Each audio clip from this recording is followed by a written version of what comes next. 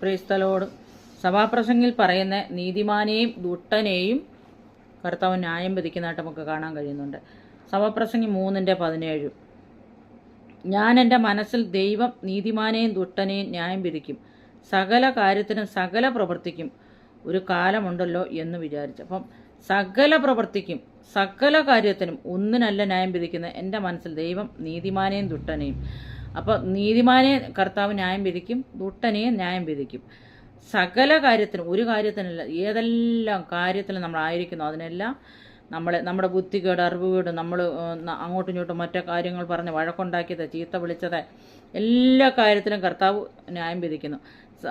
സകല പ്രവൃത്തിക്കും ഒരു കാലമുണ്ടല്ലോ. അപ്പോൾ സകല പ്രവൃത്തിക്കും കർത്താവ് പാപികളെയും, അതായത് വിശ്വാസികളെ, അല്ലെങ്കിൽ വിശ്വാസ ജീവിതം നയിക്കുന്നവരെ, ക്രിസ്ത്യാനികളെന്ന് പറയുന്നവരെ, ദൈവത്തെ അനുഗമിക്കുന്നെന്ന് പറയുന്ന ആൾക്കാരെ ന്യായം വിധിക്കുന്നതായിട്ട് നമുക്കിവിടെ മനസ്സിലാക്കാൻ കഴിയുന്നുണ്ട്. അപ്പോൾ അങ്ങനെ കാണാൻ കഴിയുന്നുണ്ട്. അങ്ങനെ തന്നെ കർത്താവ് ന്യായം വിധിക്കും ജീവികളെയും, നീതിമാനെയും ദുഷ്ടനെയും. അപ്പം നമ്മൾ കാണുന്നുണ്ട് നീതിമാനെയും ദുഷ്ടനെയും കർത്താവ് ന്യായം വിധിക്കുന്നതായിട്ട് നമുക്കിവിടെ കാണാൻ കഴിയുന്നുണ്ട്. അപ്പോൾ എല്ലാവരെയും ന്യായം വിധിക്കും. അപ്പം ഒരു ആളെ പോലും ദൈവം വെറുതെ വിടുന്നാൽ നീതികേട് ഉണ്ടായിരിക്കുന്നതിനും ന്യായം വിധിക്കും കർത്താവ്.